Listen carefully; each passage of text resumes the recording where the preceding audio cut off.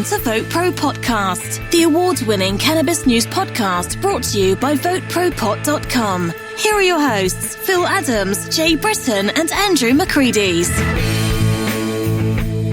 We have some cannabis news from a couple of battleground states. Joe Rogan has some choice words for one of the candidates. We'll get to those items and hopefully a few more. Thanks everybody for joining us here on VoteProPot-Cast. We're going to start off with some very important news. Jay? Yeah, today, or actually yesterday, for the first time in history, a congressional committee has approved a bill to end federal marijuana prohibition. The House Judiciary Committee passed the Marijuana Opportunity Reinvestment and Expungement Act, which is the MORE Act, in a 24-10 vote, setting the stage for a full floor vote. More. How do you like it? How do you like it? The vote was, two Republicans voted with the Democrats. They're Representative Matt Gaetz of Florida and Tom McClintock of California. So, there you go. Yeah, we got two Republicans on there. The approved legislation was introduced by Chairman Jerry Nadler, which would federally deschedule cannabis, not reschedule it to 2 or 3, but deschedule it. Take it off. It would be out of there. It would expunge the records of those with prior marijuana convictions, and it would impose a 5%, pretty reasonable, 5% federal sales tax. The revenue from that tax would be reinvested in communities that were most impacted by the drug war.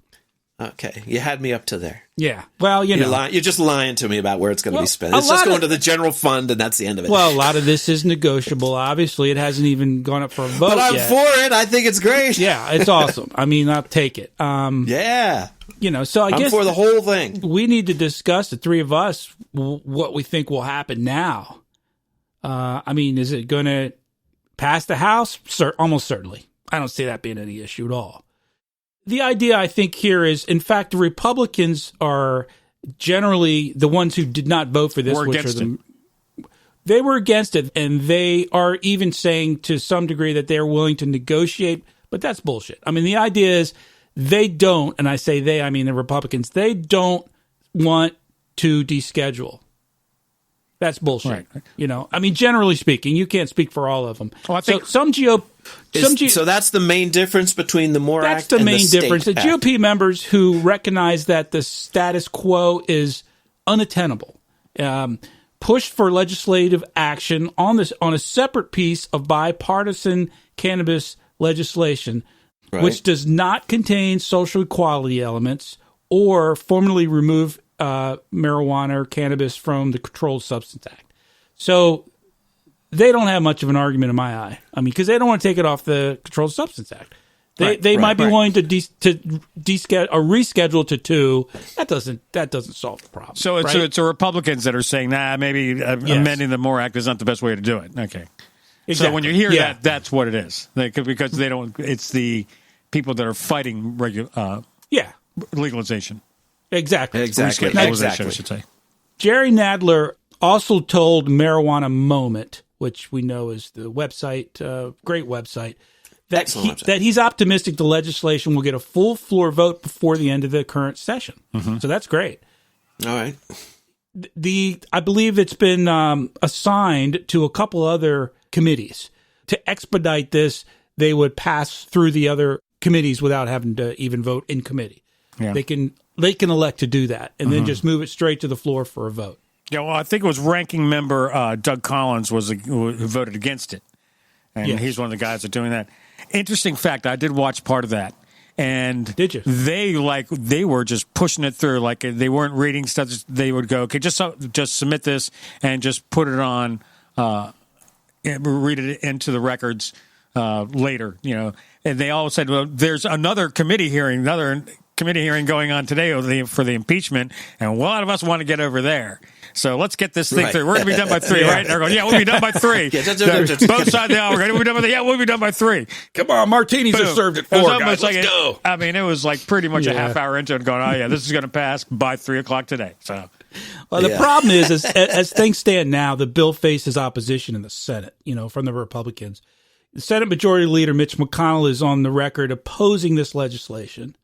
But maybe he and others, can be convinced now. Look, I think most people understand this is a done deal. 67% of Americans want this. And for politicians to stand and block it at this point, especially Republicans can't afford that kind of publicity, let's say, because, they're on thin ice. They lost the House. Well, and if they think that they're going to win this argument, they can't. It's too late. That ship has sailed. Right. That ship has sailed. But why are they opposed? Now, that's a question. When I talk to someone who's opposed to it, I go, why? What is it about cannabis reform that you're against? Well, I think it's a lot of it based on bad information. I think some of the politicians they're clinging to ideas that have been, at this point, discredited. We all know about the gateway drug thing. I think that's a big part of it. Or do you think maybe, as far as politicians are concerned, maybe they're going, my constituents. I live in a county, represent an area that is just big time, anti-cannabis, and I know that. Or maybe one of their donors are anti-cannabis. The thing is, Andrew, could be that too. If you look at the polls, we talked about 66, 67%. It is nowhere near that if you break the polls down to Republicans in Kentucky or Republicans in Alabama, or South Dakota. They're not 67%; they're 20%. That's who Mitch McConnell and his ilk are talking to. Or who they have to pay attention to. That's changing every day. The younger generation, I think you're right. They're all going, "This is ridiculous, guys." It's ridiculous. But that's the audience, and that's who's paying their bills. Let's face it. So, but here's the question: as far as guys like McConnell, particularly McConnell, because he's got a big say in this, is he opposed, is he more than just opposed to it enough that he wouldn't vote for it? Is he so opposed to it that he won't give it a floor vote? He won't let it advance through the Senate? Well, because that's his stance so far. That's the big Phil. question. Because it may not be, he may not want to vote for it, but at least give it a fair vote. Right. That's the question. He has said he's absolutely not for it, but he has not, that I can find, made a statement saying, I would not let this go to the floor for a vote. I don't think he's said that yet. But there would be a lot of negotiation before I think it went to a vote, obviously. And who knows? They might strip a lot of the stuff out of it. He might try to get it to say, okay, we'll vote for this. We'll put this on the floor for a vote, but it's got to go to Schedule 2. And we're not going to give any money. We're not going to do expungement. Who knows? And then it becomes a worthless piece of shit that nobody cares about, Yeah. So the key here, the takeaway, I think, for our listeners is what we preach all the time. Call your congressman. Call your senator. There's so much you can do. How do you know what you can do? There's, if you go to VoteProPot.com and click on the Take Action page, you'll find a whole list of ideas and resources and links that you can avail yourself of to find out, who your representatives are, if you don't already know. Find out how to get in touch with them. Find out what their positions are on this, and let them know. And not just once. If maybe once, at least once would be great. But a lot of people, they start a conversation just over the email with their representative. The representative will say, "Thank you for your interest," and send them a form letter back. You could let it go at that. You could let it go at that if you wanted to, or you can say, well, thank you, Congressman, but, here's what I think, and keep it going. So that's just one of many things that you'll find on VoteProPot.com on our Take Action page. Definitely check it out. Definitely get involved. And there are some other things that you can do to help us get the word out. One of them is go to Apple Podcasts and leave us a 5-star rating. That will help move us up in the search engines and help people find us. And that way we can get the word out much more broadly. Okay, guys, I have a question for you. All right. You guys know I'm kind of the stats geek out of the three of us, and I've been looking at our stats and checking stuff out. So we've been doing this podcast now for, let's call it a year and a half, right? Sure. It was June of 18, I guess, when we started. We've had tens of thousands of downloads. Thank you, everybody. We really appreciate it. Here's a question for you two. out of those tens of thousands of downloads, obviously we've had downloads from all over the world, all over the United States. There is one state in the U.S. that has not a single fucking download. Guess what it is? Idaho. Andrew. What'd you say, Phil? Idaho? Idaho. Andrew. Hold on, just give me a second. Is he going with the obvious or is he going with the ironic? Give me a second. We can do a little drum roll here. Montana now. And the answer is? The answer is South Dakota. That's what I was going to say. That was going to be my next guess. Well, we've done stories on South Dakota. We know where they stand. So anyway, I thought South that Dakota was only South Dakota has is. 700,000 people in the whole state. 833,000. Okay. That's right. Less than a million people. So, but anyway, thanks a lot, South Dakota. Hey, South Dakota, fuck you. All right. No. You know, they should just Take that as a challenge up there, They should you just South make it- Dakotans. They just make like one Dakota. Why do you have two? Yeah. We have 49 states now. It's just Dakota. Yeah, And well, I 48, think Carolina. South Carolina should be North Georgia.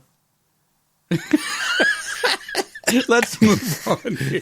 And I think D.C. should just become a county and city in Maryland. Well, what should happen to New Jersey?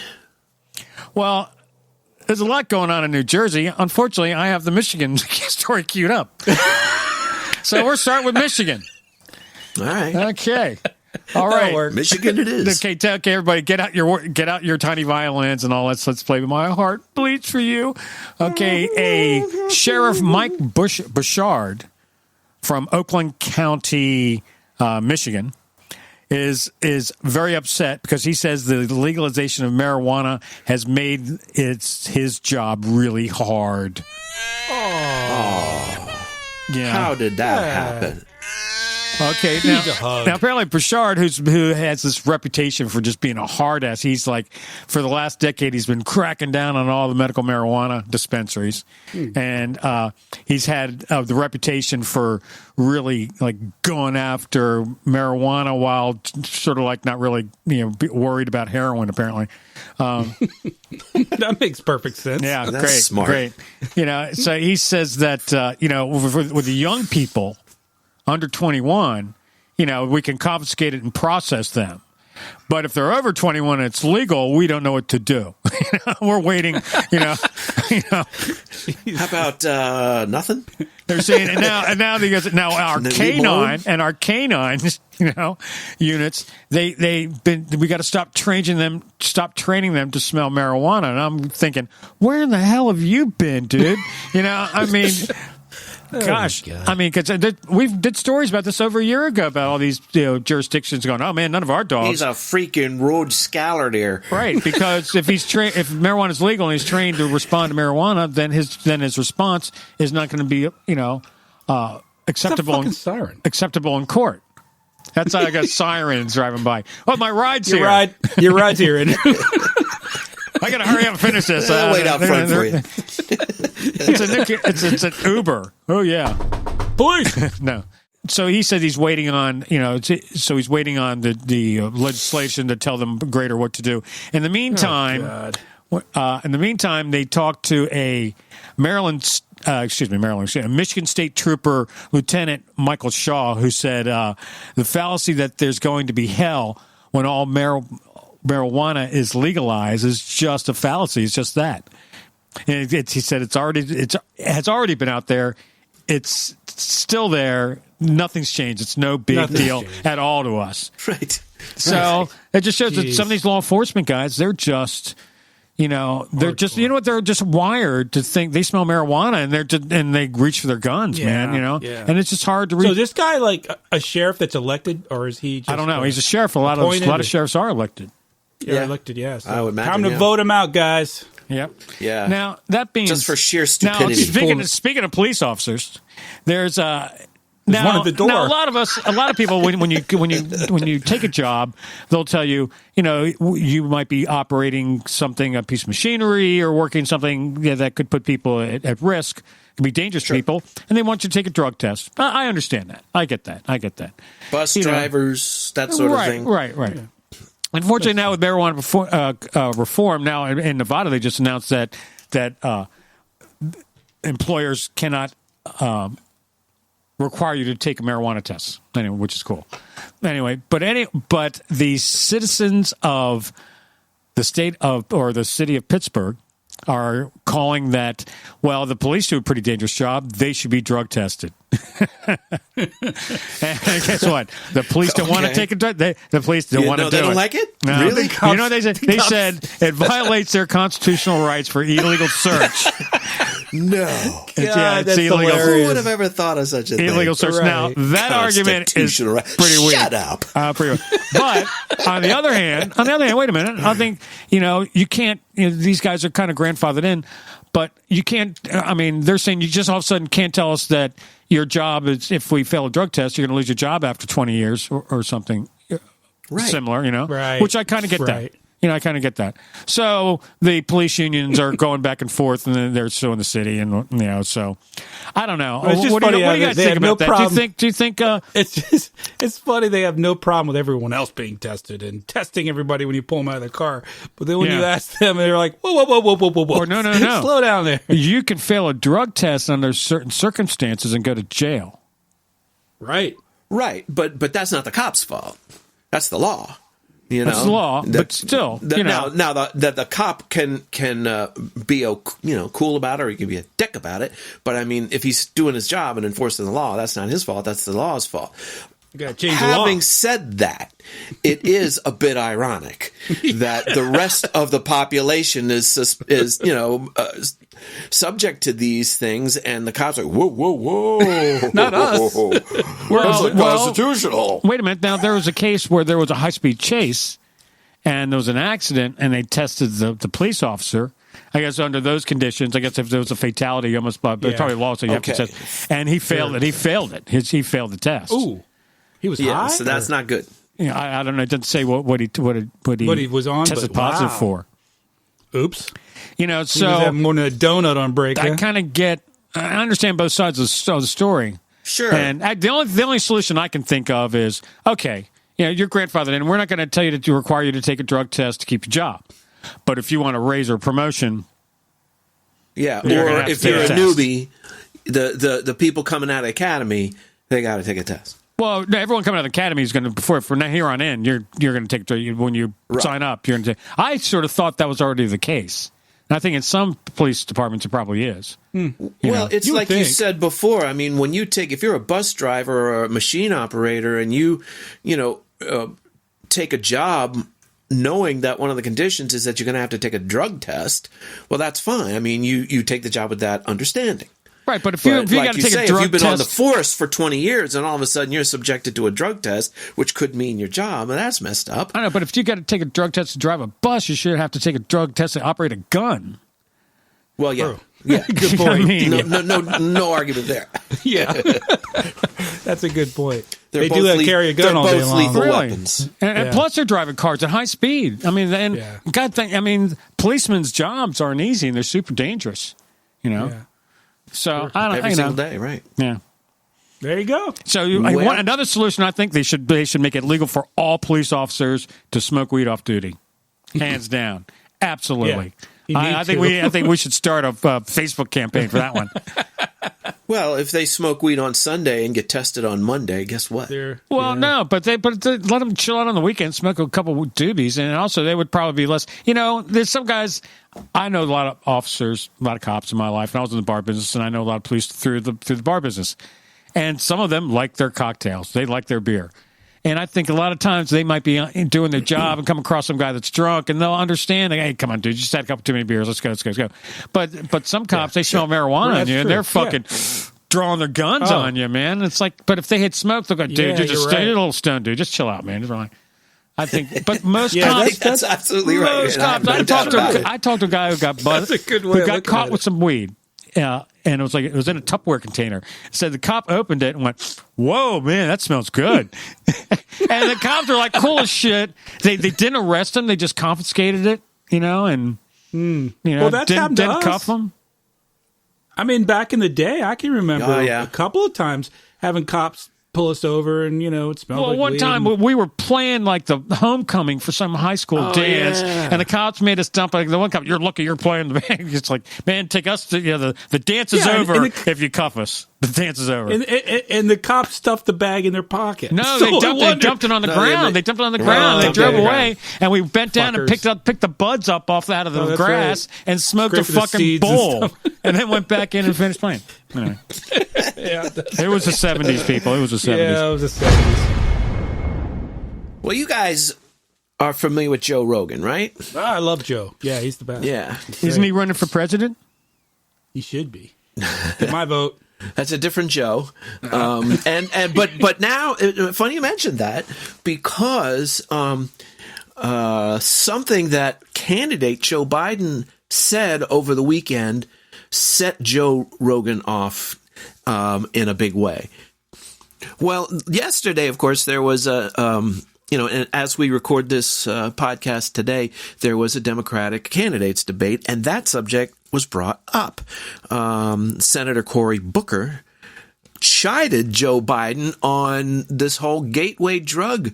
Actually, he didn't talk about being a gateway drug. He said, "You're just against legalizing marijuana." And you said that, and he said something about you must have been high when you said it, and that got kind of a laugh. Well, recently Biden appeared at a town hall in Las Vegas where he was asked if he had changed his position on this, and his answer was no. No, it hasn't changed. He answered. He said, "The truth of the matter is there has not been nearly enough evidence acquired as to whether or not it's a gateway drug." Well, Joe Rogan took a little offense to that and went on something of a tirade. And I'm just going to read to you one of the salient parts of this, which I think is spot on, Mr. Rogan. He says, quote, "The people who say marijuana is a gateway drug and it shouldn't be legal are really saying that they don't believe in personal freedom and that it is acceptable for you to be locked in a cage and have your life ruined for enjoying a plant that makes you happy. The fact that this insane way of thinking still exists in the general population is disappointing. But when you hear it come out of the mouths of someone running for president, it shows you how confusing these times truly are." I couldn't agree with Mr. Rogan more. I think he nails it right there. And he goes on at length about this, but I think that is a key thing to say. I watched the debate last night, and when Cory Booker said, "I can't believe I heard Joe Biden is against legalization," and I thought, are you high? And then Joe made a response, and it was interesting what he said. He said, "Now listen, I'm for expungement. No one should go to jail for it." And he did not use the word gateway. And he says, "Yeah, we need to do more studies." And I think before I think he even played the "What about the children" card, But I think I think someone got to him and said, "Dude, the gateway thing, no." I was just going to ask you people. that. So you think that somewhere between Vegas 2 weekends ago and the Democratic debate, someone perhaps hearing Joe Rogan lambaste him about this said, "Mr. Vice President, this is not your best position." I'd love to talk to Joe Biden. And God, I think you're a great guy, man. I think you're, thank you for your service. You're a great, in history. I think we'll view you as a great American. But I think I disagree with you on this, and here's why. Tell me why you don't think it should be legalized. And I think he's going to see the light. Well, I think I would love if you had that opportunity to do that, Andrew, because it's the whole gateway drug thing, even if it's true, which I don't believe it is, and which I think there's data that says that it's not. But even if it were true, so what? That's not for the government to determine, what I'm apt to do if I smoke marijuana. It's none of their concern. Their only concern is, am I stealing things? Am I shooting somebody? Am I not paying my tax? Concern yourself with those things. Don't you think? Yeah, I couldn't agree with you more. I know that, I was thinking about this the other day. And at the end of when they repealed the prohibition of alcohol, how many of the illegal bootleggers stayed in business? Now, there were some that were just really good at it. And they kept on making, and there's some of them are still making moonshine to this day. Yeah, this is nonsense. This gateway nonsense. This whole idea that if you smoke marijuana, there's something wrong with you. You've got a problem. You're a bad person. We've got to get past this. Okay, everybody. At the end of the show, you'll hear a song that's being played. Now, that song was written and recorded and produced by our friend Jay Britton here. That's right. It's here for Jay. That's here for Jay. Hey, Jay. It's about marijuana. It's our podcast theme song, right? It's our podcast theme song. Yeah. So please. Thanks, Andrew. Appreciate that. I'll put a link to it in the show notes so you can click and download it if you want. Yeah, it's a fun song. And I'll tell you what, it has a good point to it. It really is smoking weed. The whole cannabis issue really boils down, we believe, to a freedom. So we should have the freedom to do it. I don't give a hell what anyone else says. Men. It's all about freedom. And also, check out the badass guitar solo, man. You play the shit out of that solo, man. I'll tell you. You made that solo your bitch. What kind? Were you Thank you, Andrew. Sounded like you're playing a Telecaster. What were you playing? I was playing what was I playing? I was playing my semi-hollow body Paul Reed Smith. Ooh. Which is not my normal guitar. It's normally a Strat, but wanted that more mellow, earthy tone. So why didn't you use your Stratocaster? Because it's in California with my son. Oh, jeez. Son took your Man, now this guy should be Father of the Year. Father of the Year. Gosh. Yeah, no shit. That lemon yellow one? Yeah, I like to call it banana yellow. Right? That's right. That's right. That guitar used to be white. I get it. I'm yelling. Yeah, it's resin stains. We all want you to take a look at, we have a Facebook page and we have social media followings, but we just recently started our Vote Pro Pot group on Facebook. And we hope you'll check that out. And if you like what you see, it's a great place just for folks to interact and share, their thoughts and conversations about, whether it's about making medical or adult use legal, whether it's about the cannabis business or just cannabis in American culture. Share your thoughts. Go on Vote Pro Pot Group. Well, now, Jay, you enjoy edibles. That's kind of your thing, right? Your thing. It's my thing. Yeah. Well, one of my things. Apparently an NBA player, a young guy, enjoyed them also. Dion Waiters. So apparently Dion Waiters has been suspended by the Miami Heat for 10 games. 10 games, yeah. That's a lot of cash. Yep. Because of an incident that happened on the team charter plane. Oh, goodness. According to Adrian Wojnarowski, who is an ESPN reporter, Waiters had eaten a bunch of THC-infused edibles before getting on the plane. And he processed these as the flight was going, and they kicked in, and he had a freaking panic attack on the plane. Ooh. Now, nobody's really stated yet a verbatim account of what he did, but apparently it was not good. Like, they had to restrain him, and he thought he was going to die. I don't mean to laugh. It's not funny, but we've all been there. Actually, it kind of been close to there. Yeah. It's like, that little fetal position thing, like, oh, fuck, I just don't want to be high anymore. Yeah. So apparently this happened to this poor dude on the fucking plane. Did he see a gremlin on the wing? Yeah, eating the wing.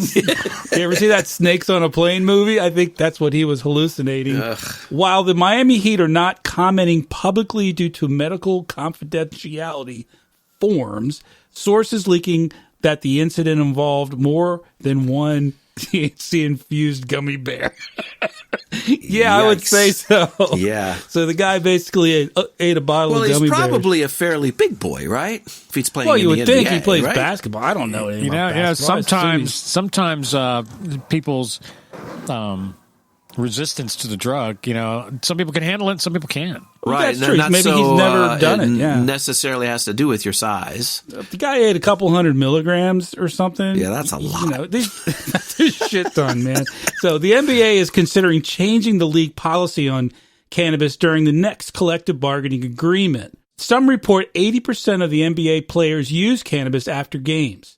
So obviously the players and the player union are very pro cannabis and getting it off the So how list of drugs you test for. What are they going to do to the rules? Are they going to make it because of this incident? They're going to crack down? No, the opposite. In the NBA, they're pushing very hard to eliminate any cannabis testing for players. As well they should. So it wouldn't be on the list. You'd be tested for cocaine and all that stuff, but not THC. Yeah, so we tested for steroids. But, I mean, this is no different from if he got on the plane and drank 7 margaritas and 4 beers and made an ass of himself, he gets suspended, too. So he was suspended because of the scene he made on the plane or because he was doing weed? Well, the question is both, yeah. But the question is, it shouldn't be different, is what I'm saying, between cannabis and drinking. Exactly. Right. You shouldn't be tested to say, oh, you had a beer a couple days ago, you're suspended for 10 days. That's bullshit. That's a good point. That's a good point. Just so, if all of a sudden they find this guy's smoking blunts in the huddle, then dude, you need some help. Not even that, but if he's showing up drunk to practice, if he's in public and he makes an ass of himself and does something stupid like this on a plane, and he's tested positive, or if he was drunk or if he was high, then he should get suspended. But not just because he smoked a joint before he got on the plane. But apparently this guy went a little apeshit on the plane. I don't know exactly what he did. Yeah, well. So good luck to you there, Dion. I hope things work out for you. I'm sure Fortunately, it will. I mean, how many games are in a basketball season? It's like 100 some. So 10 games is a lot. And I think we can all sleep better at night knowing that Dion already has quite a lot of money. Yeah, I think he's going to be all right. I think he's going to be okay. He makes more for one game than I've made in the last 10 years. I know it makes me feel better to know that. Yes. Yeah, I can sleep.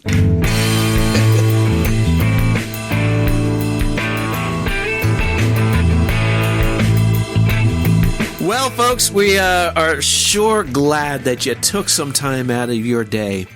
And really, that's all we ask for is a little bit of your time. But at the same time, we encourage you to get involved, stay informed. There's a lot going on. We got an election year coming up. We got Speaking primaries. of which, I got a question for you. Go. What are you guys doing for Christmas presents this year? I'm at a loss until I had a great idea. I'm going to buy everyone on my Christmas list VoteProPot-Cast coffee mugs. Yeah, me too. Good call. I think that's Where do you get those, idea. Andrew? I think you know what? You can ask Phil. Phil, where can you get them? Funny you should ask that, Andrew. Go to VoteProPot.com on the homepage there, and you'll see a link to a lovely picture of our lovely mugs. I think you'll enjoy them. And not only that, they hold coffee and they help the cause. So the more you purchase, the more we're able to get the word out and change some of these staunch minds, and you can put coffee in it. They're left-handed mugs, one-handed mugs, so you can hold a joint in the other hand. Right. There you go. Right. So also, but just by the by and by, I have a link in the show notes too to the mugs. So there you go. If you're listening to this podcast, you can just hit the show notes and hit the click and buy yourself a case or two of them. Send us an email at podcast@votepropot.com, and you can call our message line at 240-257-2441. There's so much going on in the cannabis world, we can't even scratch the surface every week on our podcast. So we share a lot of information on social networking. So go to Facebook and LinkedIn and Instagram and Twitter and just do a search for VoteProPot. Lock me up, find me good, label me a menace to your quiet neighborhood. I don't grow no plants, the state says I can't.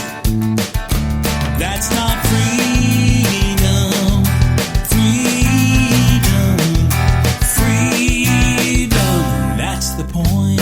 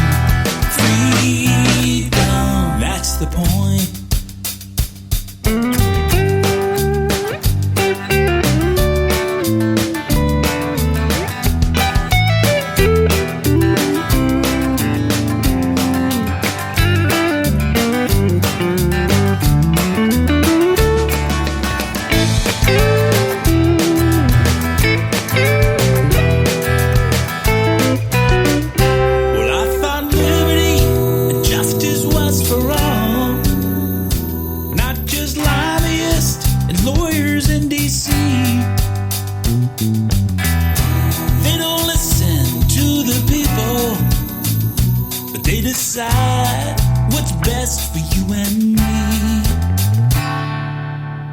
Smoke a bowl or roll a joint. Do what you want. If it hurts nobody, that's the point. So let's get high, yeah, you and I. It's called freedom, freedom, freedom. It's called